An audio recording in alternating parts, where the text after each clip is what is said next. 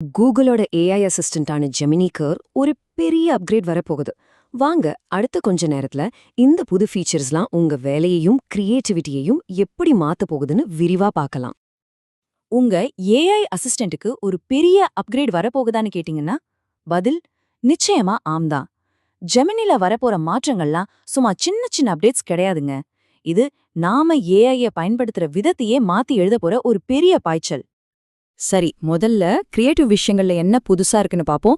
நீங்க ஒரு கண்டென்ட் கிரியேட்டரா இருந்தா இத கொஞ்சம் கவனமா கேளுங்க. ஜெமினி எப்படி உங்களோட புது ரொம்ப சக்தி வாய்ந்த ஒரு டூல் பாக்ஸா மாறப்போகுதுன்னு பாருங்க. யோசிச்சு பாருங்க, உங்க வீட்டு செல்லப்பிராணியோட போட்டோவை அனுப்பி இத ஒரு சூப்பர் ஹீரோ ஆக்ஷன் ஃபிகர் மாதிரி மாத்து அப்படின்னு சொன்னா எப்படி இருக்கும்? செம்மையா இருக்கும்ல? அதுதான் நானோ பனானாங்கிற புது இமேஜ் எடிட்டிங் மாடலோட பவர். இந்த மாதிரி ரொம்ப சிக்கலான எடிட்டிங்க கூட இனிமே ஒரே ஒரு லைன் கமெண்ட்ல நம்மளால செய்ய முடியும். போட்டோஸ் மட்டுமில்ல, வீடியோவிலையும் ஒரு பெரிய மாற்றம் இருக்கு. நீங்க இன்ஸ்டாகிராம் ரீல்ஸ், யூடியூப் ஷார்ட்ஸ்னு கண்டென்ட் உருவாக்குறவரா இருந்தா இத கண்டிப்பா தெரிஞ்சுக்கணும்.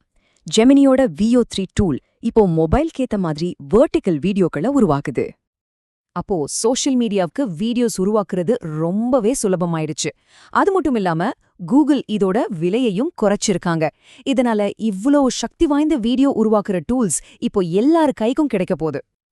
சரி, கிரியேட்டிவ் வேலைகள் ஒரு பக்கம் இருக்கட்டும், நம்மளோட அன்றாட ஆஃபீஸ் வேலைகளை ஜெமினி எப்படி சுலபமாக்க போகுது? இது உங்க ப்ரொடக்டிவிட்டியை அடுத்த கட்டத்துக்கு கொண்டு போகும் பாருங்க. முக்கியமான மீட்டிங்லயோ அல்லது கிளாஸ்லயோ நோட்ஸ் எடுக்கணும்னு நினைச்சாலே தலைவலிக்குதா? இனி அந்த கவலையே வேண்டாம். இப்போ நீங்க ஒரு ஆடியோ ஃபைல அப்லோட் பண்ணாலே போதும், ஜெமினி அதை அப்படியே எழுத்து வடிவமா மாத்தி சுருக்கி அதுல இருக்கிற முக்கிய பாயிண்ட்ஸையும் எடுத்து கொடுத்துடும். ஆனா இதுல சில லிமிட்ஸ் இருக்கு, அதையும் தெரிஞ்சுக்கணும். ஃப்ரீ பிளான்ல நீங்க ஒரு சின்ன உரையாடல, அதாவது ஒரு 10 நிமிஷம் வரைக்கும் அனலைஸ் பண்ணலாம். ஆனா நீங்க ஒரு முழு லெக்சரையோ அல்லது ஒரு பெரிய இன்டர்வியூவையோ அனலைஸ் பண்ணணும்னு நினைச்சா பெய்ட் பிளான்ஸ்க்கு போக வேண்டியிருக்கும். நாம ஏஐ கூட ஷேர் பண்ற தகவல்களோட பிரைவசி பத்தி உங்களுக்கு எப்பவாவது ஒரு கவலை வந்திருக்கா? அதுக்கு கூகுளோட பதில் தான் இந்த டெம்பரரி சாட்ஸ் ஃபீச்சர். இதை நீங்க ஆன் பண்ணிட்டீங்கன்னா உங்க உரையாடல்கள் சேமிக்கப்படாது, மாடல் ட்ரெய்னிங்குக்கும் பயன்படுத்த மாட்டாங்க. ஆக உங்களுக்கு முழுமையான கண்ட்ரோல் கிடைக்குது. அடுத்ததா, கூகுள் எப்படி இந்த பவர்ஃபுல்லான அம்சங்களை நம்ம எல்லார் கைக்கும் கொண்டு வந்து சேர்க்க முயற்சி பண்றாங்கன்னு பார்க்கலாம் வாங்க. ஃப்ரீ பிளான் பத்தலையா? ஆனா ப்ரோ பிளானும் ரொம்ப காஸ்ட்லியா இருக்கா? கரெக்டா இந்த இடைவெளியை நிரப்பத்தான் கூகுள் AI பிளஸ்னு ஒரு புது பிளானை அறிமுகப்படுத்துறாங்க. இது மூலியமா சக்தி வாய்ந்த அம்சங்களை ஒரு மலிவான விலையில நம்மால பயன்படுத்த முடியும்.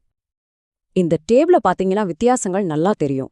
நீங்க AI பிளஸ் பிளானுக்கு மாறும்போது உங்களுக்கு ஜெமினி 2.5 ப்ரோ, அதாவது ரொம்பவே சக்தி வாய்ந்த ஒரு மாடல் கிடைக்குது. அதோட பெரிய கான்டெக்ஸ்ட் விண்டோ கிடைக்கிறதால ஜெமினியால சிக்கலான கோரிக்கைகளை கூட ரொம்ப நல்லா புரிஞ்சுக்க முடியும். இது ஒரு மிகப்பெரிய அறிவிப்புங்க. இந்தியால இருக்கிற மாணவர்களுக்கு கூகுள் தன்னோட சக்தி வாய்ந்த AI ப்ரோ பிளானை இலவசமா கொடுக்கறாங்க.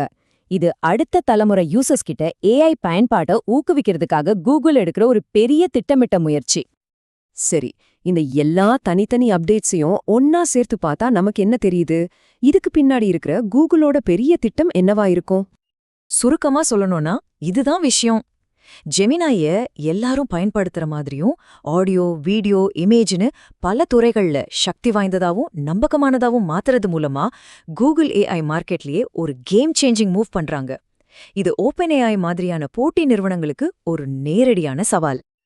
ஆனா சில முக்கியமான கேள்விகள் இன்னும் பாக்கி இருக்கு. இந்த புது ஃபீச்சர்ஸ்லாம் நிஜத்துல எவ்வளவு நல்லா வேலை செய்யும்? ஃப்ரீ பிளானோட லிமிட்ஸ் யூசர்ஸை திருப்திப்படுத்துமா? எல்லாத்துக்கும் மேல போட்டியாளர்கள் இதுக்கு எப்படி பதிலடி கொடுக்க போறாங்க? இதையெல்லாம் நாம பொறுத்திருந்து தான் பார்க்கணும். கடைசியா உங்களை யோசிக்க வைக்கிற இந்த கேள்வியோட இந்த அலசலை முடிச்சுக்கலாம். AI டெக்னாலஜி இன்னும் சக்தி வாய்ந்ததாகி நம்ம எல்லார் கைக்கும் வரும்போது சமூகத்திலையும் தொழில்துறையிலையும் யார் மிகப்பெரிய வெற்றியாளர்களா இருப்பாங்க? இது நாம எல்லாரும் யோசிக்க வேண்டிய ஒரு ரொம்ப ரொம்ப முக்கியமான கேள்வி.